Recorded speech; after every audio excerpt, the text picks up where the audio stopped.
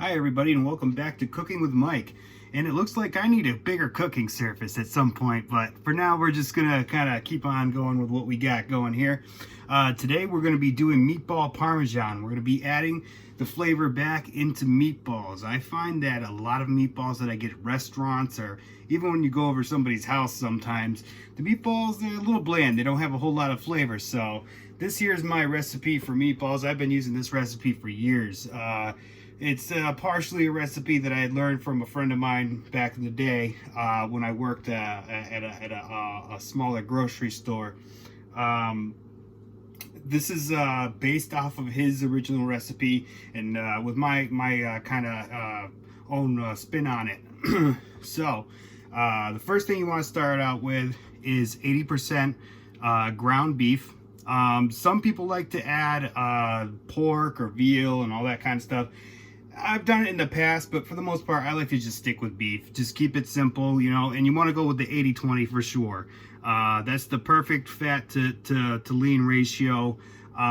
People try to use 90 and stuff like that, but it dries out the burger too much, and it just ends up not being quite as tender or juicy as it would with the 80-20.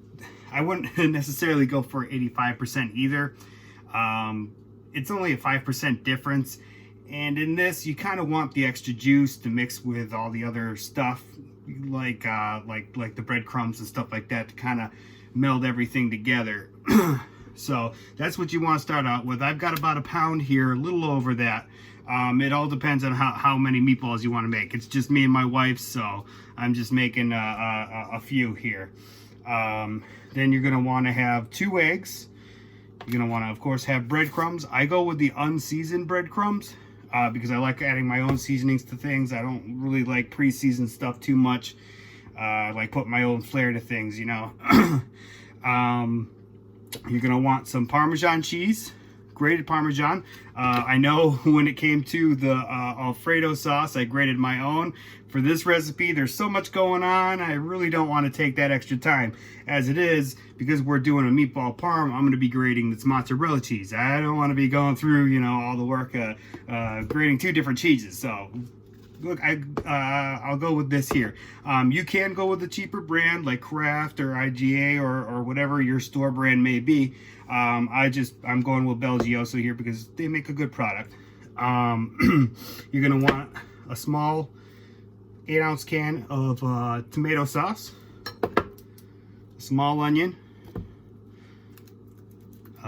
clove of garlic here, just a little bit of red bell pepper if I can get a hold of it, some Italian parsley, a little bit of olive oil, salt to taste, and I've got some, I know I'm putting the fresh stuff in, but also some granulated garlic powder, some granulated onion powder, and our little friend there, monosodium glutamate. Don't be afraid unless you've had reactions in the past. There's nothing wrong with it. It's actually has less sodium than salt. As I mentioned in a prior video, MSG is not dangerous, not any more dangerous than regular table salt unless you have an allergy to it. It is a derivative of seaweed extract. It brings an awesome flavor to meat, to pasta dishes, to most anything it's put in. It's really good stuff. So, well, I'm going to get everything here processed, and then I'll meet you back when it's time to mix everything together.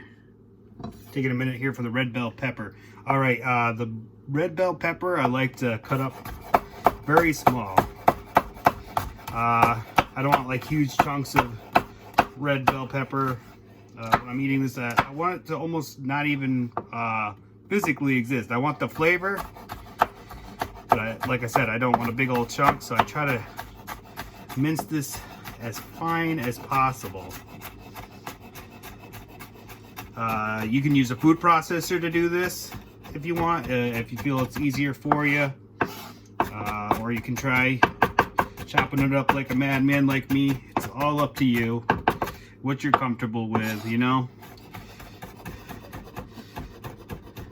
As always, safety first. All right, that's about the consistency I like right there, just like that.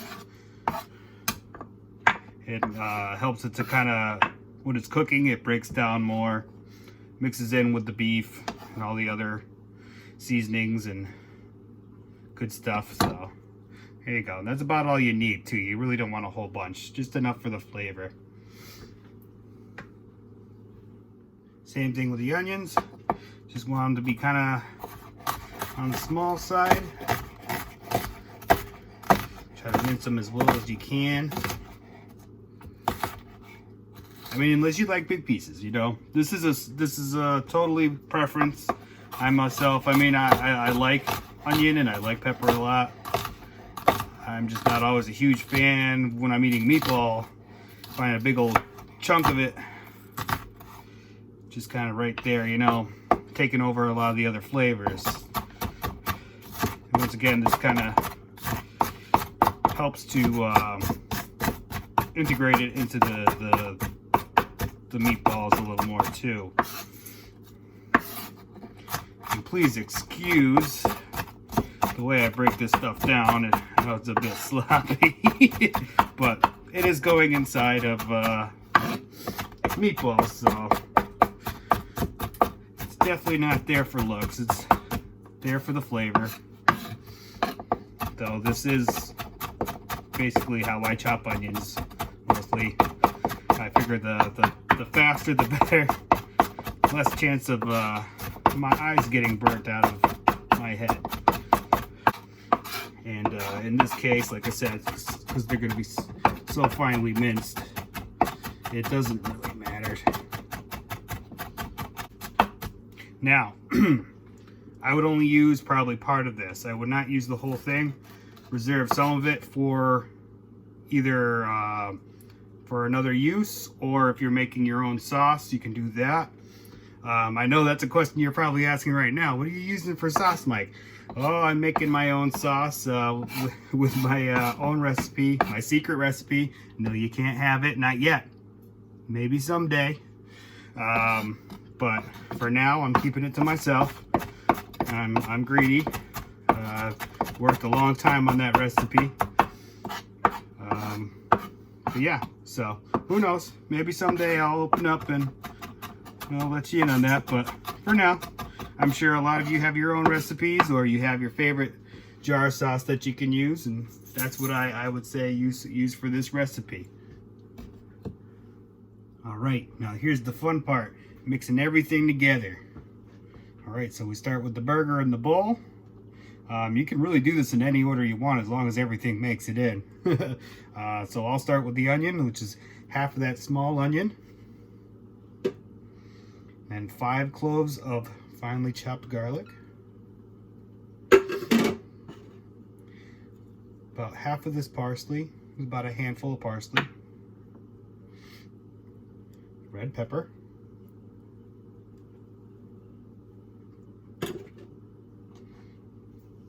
about a half cup breadcrumbs, half cup Parmesan cheese,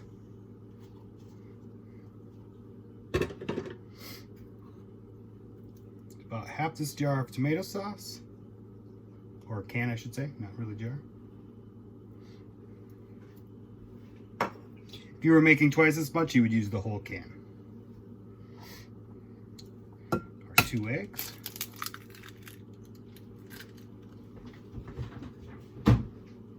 Oh, let that happen.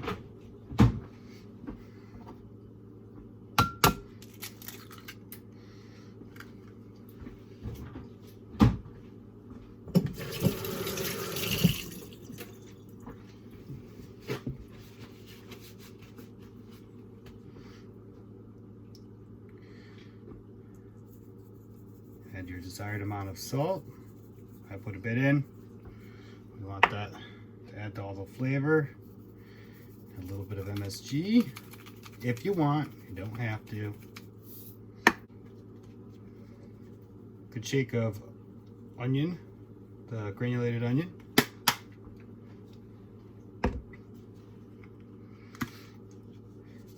Good shape of the garlic powder.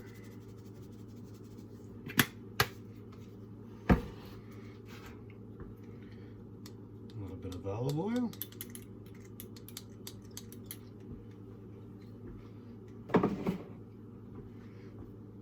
Then get to mixing.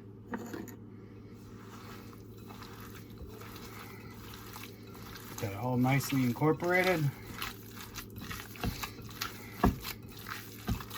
That smells awesome. Now this is gonna make a mess unless you have a bigger bowl. I have a bigger bowl, but the camera would not be able to see into the bowl. So we're using a smaller bowl. And mind you, this same recipe is the exact same recipe I use for my meatloaf. There's really no difference. Just the shape.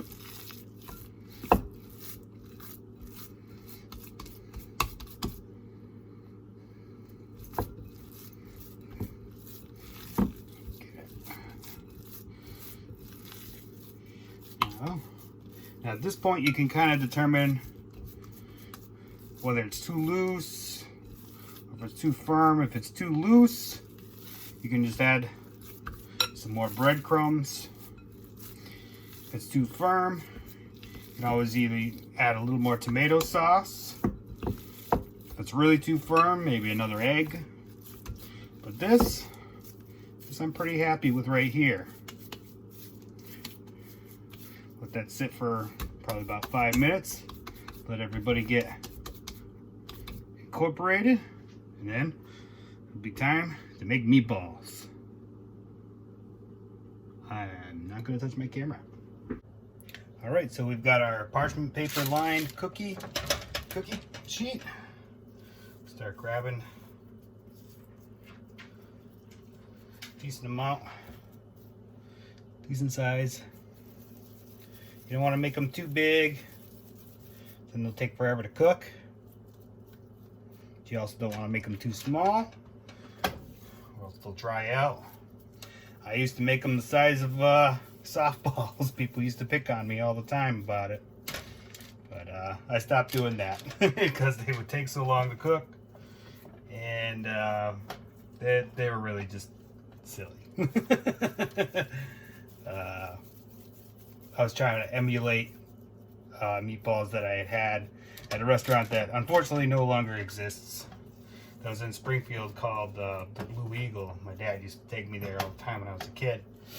And they made pretty big meatballs. Not as big as softballs, but I don't know where I got the idea to make them that big, but I did that for a while until I started going to the more standardized size meatball. It's a lot easier to cook and handle. And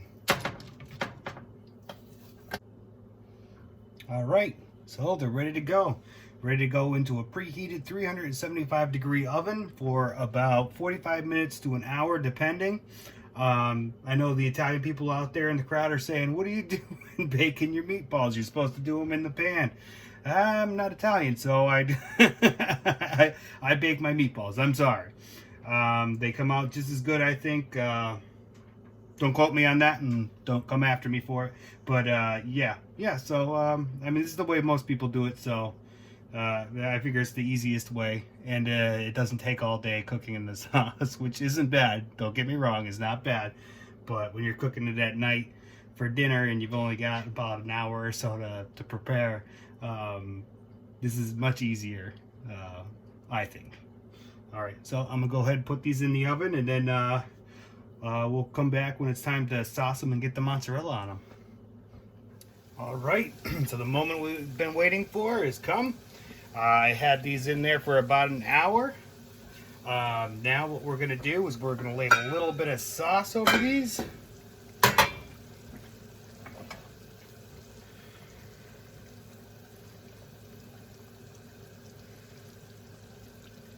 Just a little bit on each one.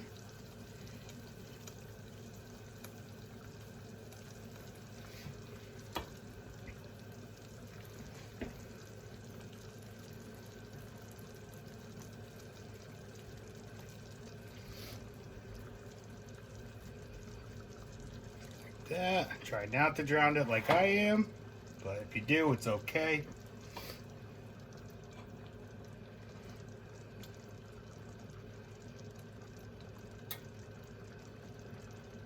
This will help to moisten the outside of these guys.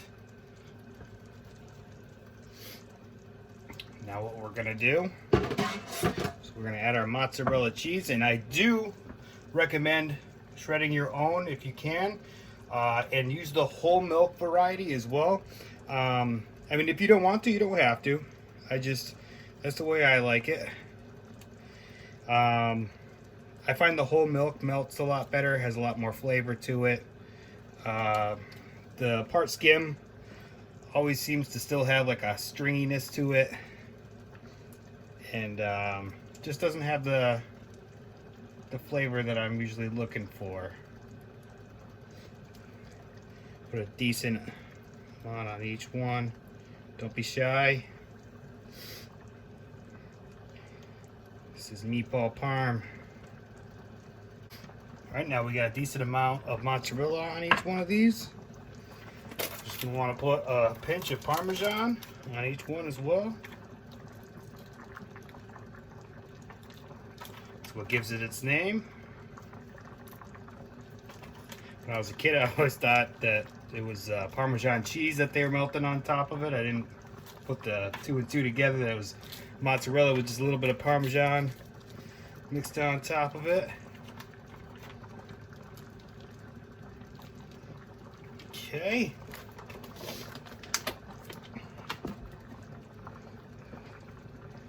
A little bit of the parsley.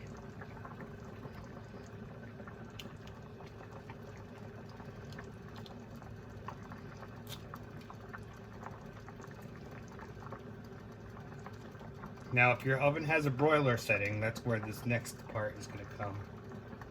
It's going to come in handy for this next part. Throw her back in the oven.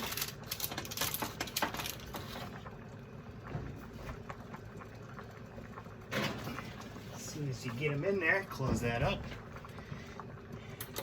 and turn it to broil.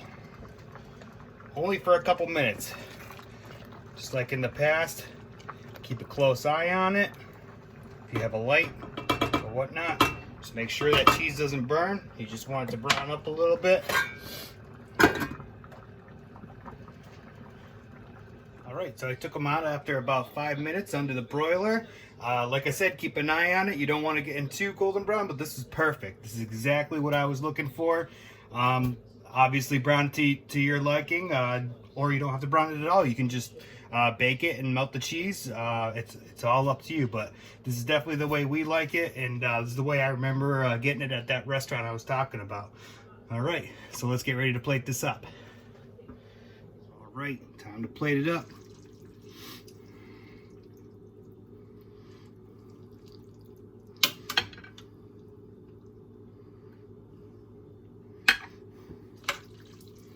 Get some of that pasta, that sauce that either you made or your favorite jar. It's all up to you. There's no shame in using jar sauce. There's a lot of good jar sauces out there.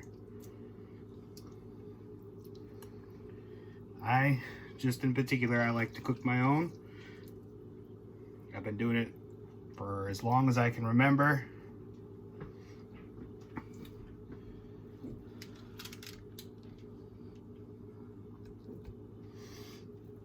There we go. Don't be shy with those meatballs.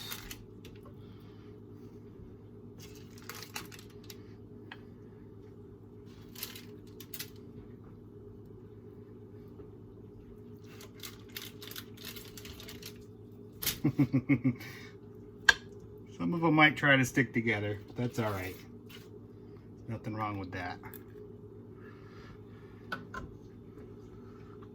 right, there we go. Meatball Parmesan. I hope you enjoy. Definitely try this recipe. It will be the end of bland meatballs for you forever. I hope you enjoy. Thank you for everyone for watching, subscribing, and I'll see you next time. Enjoy the food.